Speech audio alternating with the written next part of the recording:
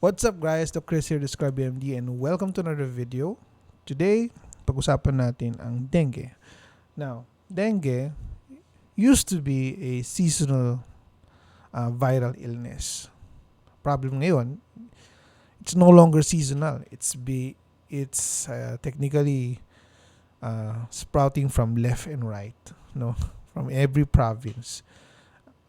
It's no longer in a climate na kung let's say nagkakaroon ka ng harboring of your mosquitoes tapos papasok ng tag-ulan. No.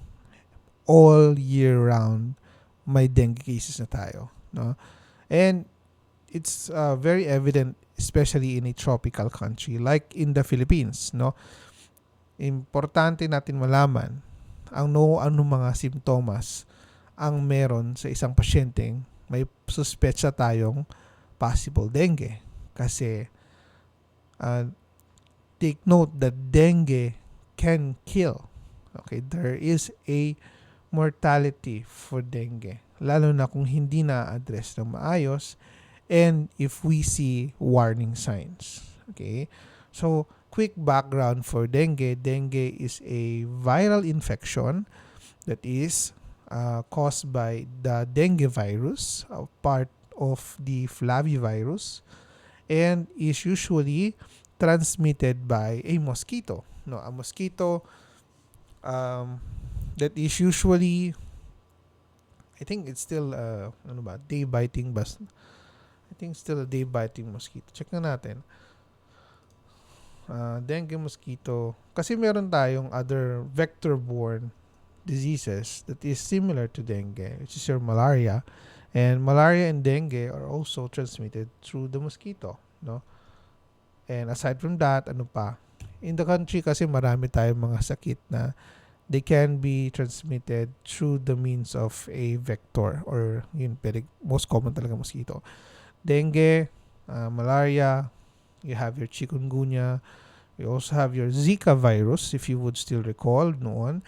We also have your yellow fever. Your Japanese encephalitis can also be transmitted through your mosquito, no? So, sa atin naman, hindi naman tayo kailangan alaman na, ito pala itong type of strain of mosquito. Ito yung pwedeng mag-cause ng dengue, no? Pag alam mo may lamok, syempre, you have to take into consideration to do preventive actions, no? Tignan mo pa, Aedes species to, Anopheles species to. You don't have to do that, guys. Okay, hindi naman tayo yung doktor or scientist pa kailangan malaman yon. What's important for us to know is, if you've got bitten by a mosquito, chances are you have to take extra measures at home. Lahat ng mga stagnant water, itaob nyo. Okay, bawal ang nakatiwangwang na tubig. It might be a breeding ground of mosquitoes. Ayun ang ayaw natin. And might be a breeding ground for the virus. Okay? Now, the bacteria, hindi pala bacteria to, virus to. The virus is usually transmitted by a mosquito, specifically the Aedes type. Okay? Aedes aegypti and Aedes albopictus, no? Are they day biting? Well, I think they prefer more on the 4 p.m. Okay, 4 p.m. Mga hapon. So yeah, they are typically the day biting mosquito. Your malaria are often your night biting, the Anopheles species of your mosquito. Now, yun ang pinakamahalaga natin na kailangan gawin. You have to do preventive. Kung may fogging or may fogging activity ang barangay, makisama ka. Okay? Kung kailangan take action on applying repellents, mag-repellent ka. If you have extra means and buy kulambo, mag-kulambo kayo. Okay? Mas mainam yun. Mas mainam na may protection ka kaysa sa wala. Okay? Iwasan din ang gumamit ng medyo maiksi mga damit, lalo na kapag nasa bahay at alam mong may mga lamok. Gumamit ka ng mga medyo mahaba na na may manggas para maiwasan kang kagatin, okay, or may bite ng mosquito. Okay. Ano yung kailangan mo din malaman? Let's say, hindi mo na maiwasan nakagat ka na talaga. What are those cues of a probable dengue? No? Ano yung na must knows na dapat makita, no? Punta tayo dito. Rinig niyo ba ako? Yan, okay, sorry. So this is a slide from the PCP, Philippine College of Physicians.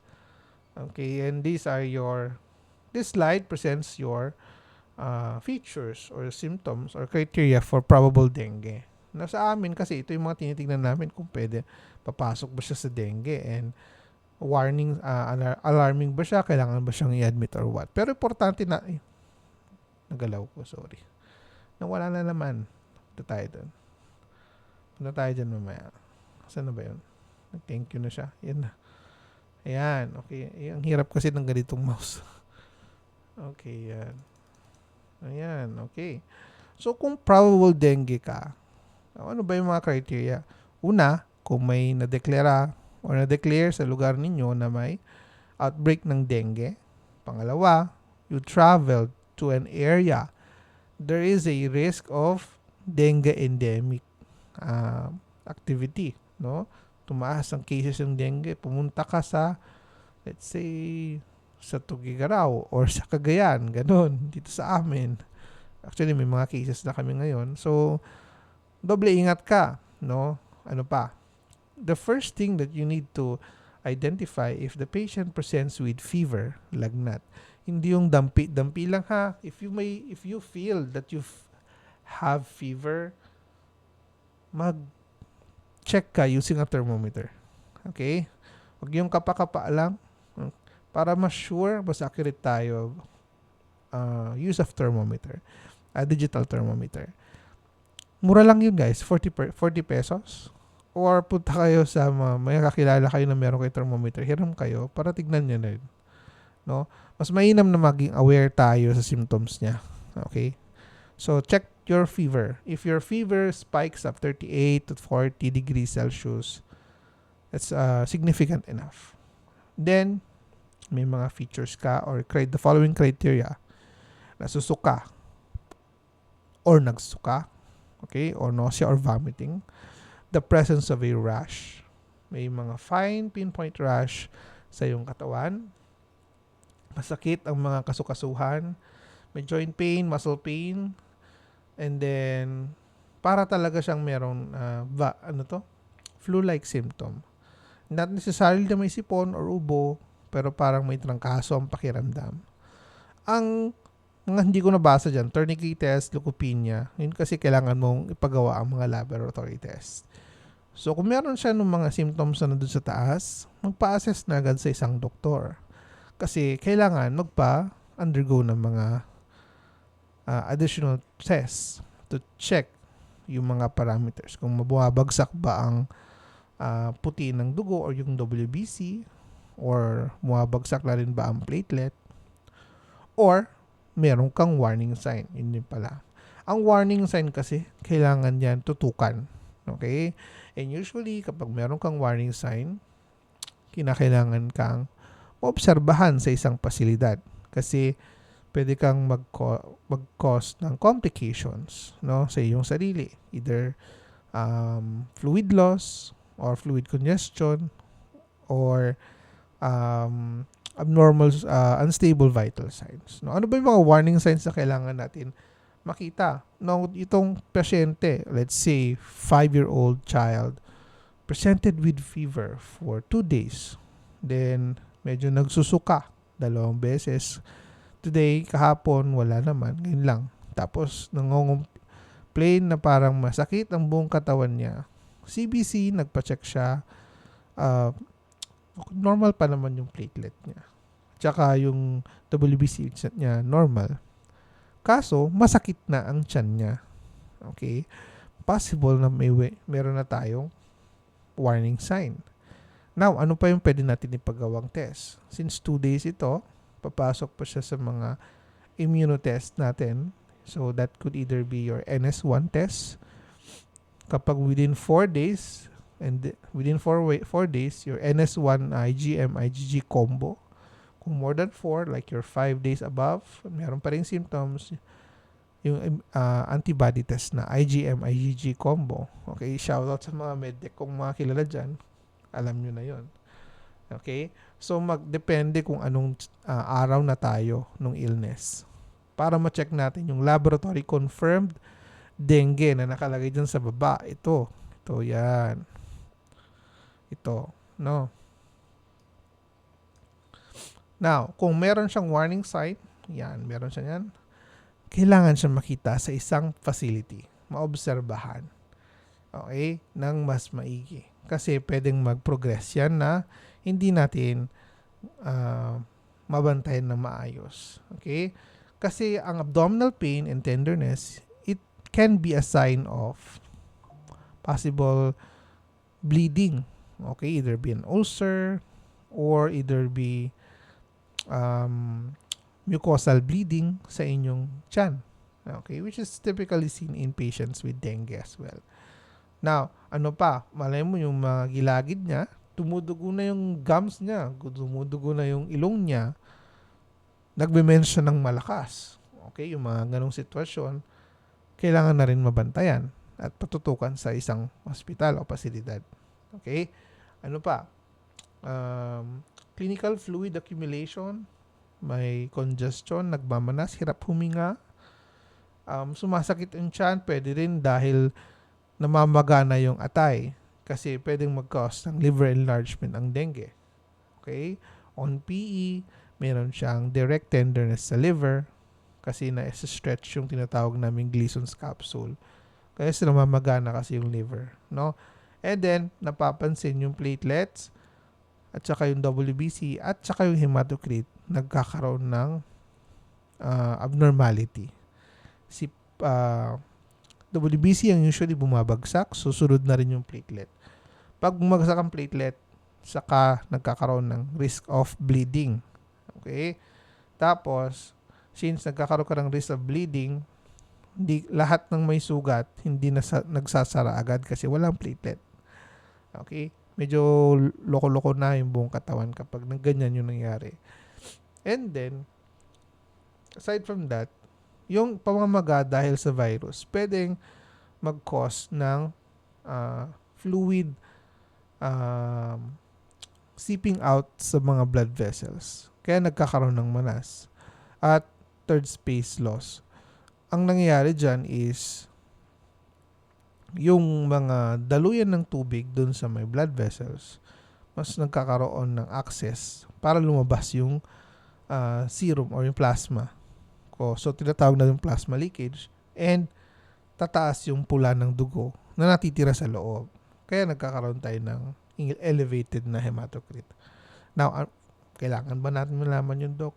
Well, ang problem kasi doon, kung magkaroon ka ng hematocrit na hemoconcentration, kailangan mo ma-hydrate yung pasyente. Kaya dapat maswerohan yung pasyente at ma-monitor yung fluids niya. Okay? And then, hindi lang basta, kailangan bang iswero sa bahay na lang? Hindi. Kasi kailangan babantayan siya na maayos ng isang doktor at saka nurse para hindi ka magkaroon ng komplikasyon sa pag-hydrate sa pasyente. May gamot ba dyan? Well, technically, wala tayong direct na gamot. Kailangan lang supportive, meaning kailangan maibsan ng pasyente ang sakit na ito. Kagaya din ng ginawa natin noon sa unang phase ng COVID. So, dapat malampasan niya lahat yung buong stage ng dengue. Okay?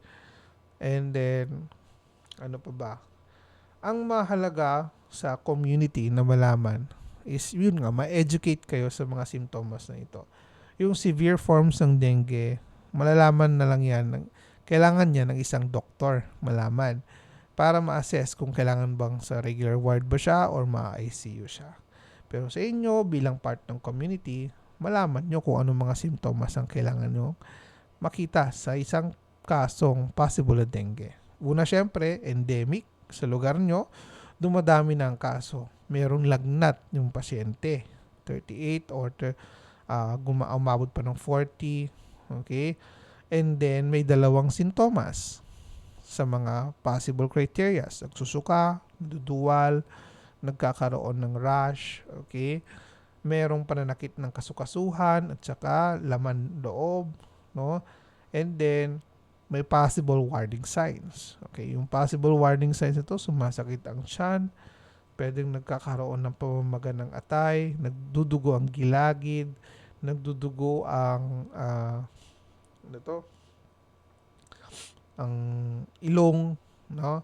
Meron siyang lethargy or restlessness, agitated, and yung laboratories niya medyo hindi na maganda. Kaya kailangan ma-admit ng pasyente. Okay? So yung mga ganong simptomas or mga signs, kailangan maabisuhan na dalhin agad sila sa isang hospital. Okay? Or sa isang facility. Anong mga kailangan natin gawin bilang miyembro ng ating community? Siyempre, alamin natin kung kailan tayo dapat pupunta sa isang healthcare center. So dito, galing na to sa DOH. Seek consult, advise immediately kapag may mga symptoms na mabanggit ko kanina. Get tested for dengue even when there is no alarming symptoms. Kaya ka pupunta sa doktor para magpa-test. Then focus more on children, pregnant women, and elderly.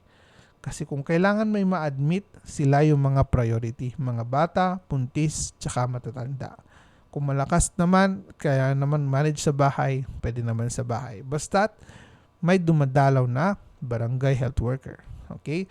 Take extra precautions in having already contracted the disease before. Kasi meron tayong 4 na strains ng dengue. Kapag nakuha mo yung first strain mo before, and then yun ulit yung nakuha mo, mas may possibility na mas severe yung form na dengue na makukuha mo or na-attack sa'yo. So, wag mo nang ulitin. Magka-dengue. Okay? Maging doble yung ingat mo. Okay? So, yan na dapat kailangan yung malaman tungkol dun sa kailangan natin gawin kung may symptoms ka. Ano pa ba? Okay, nakita natin yung kanina. Transmission.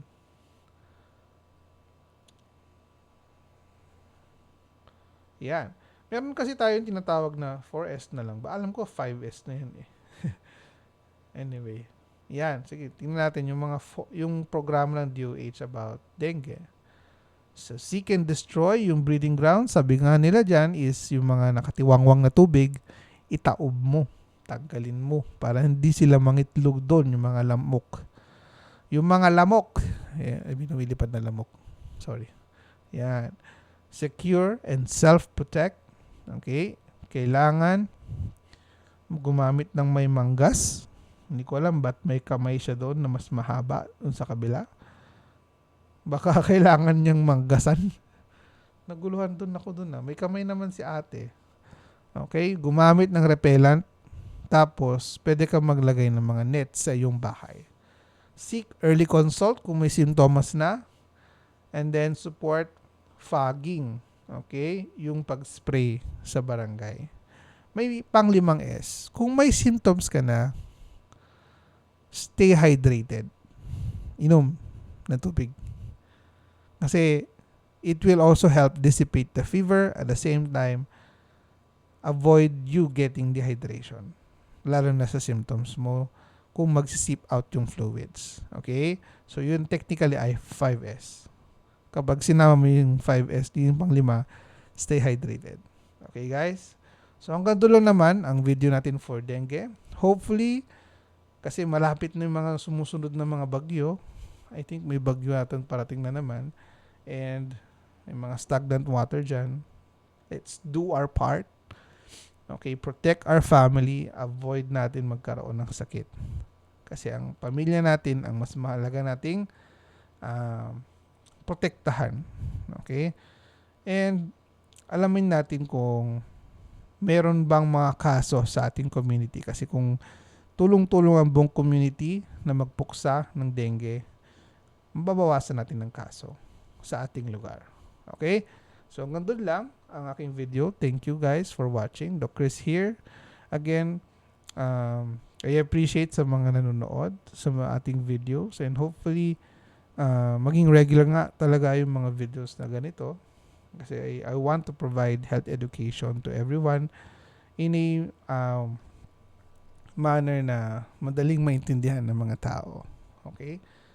Sige, hanggang doon na lang. And hope to see you on the next video.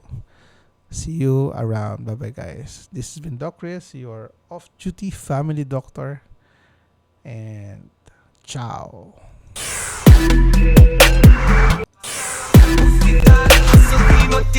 Laging inaalala ang bawat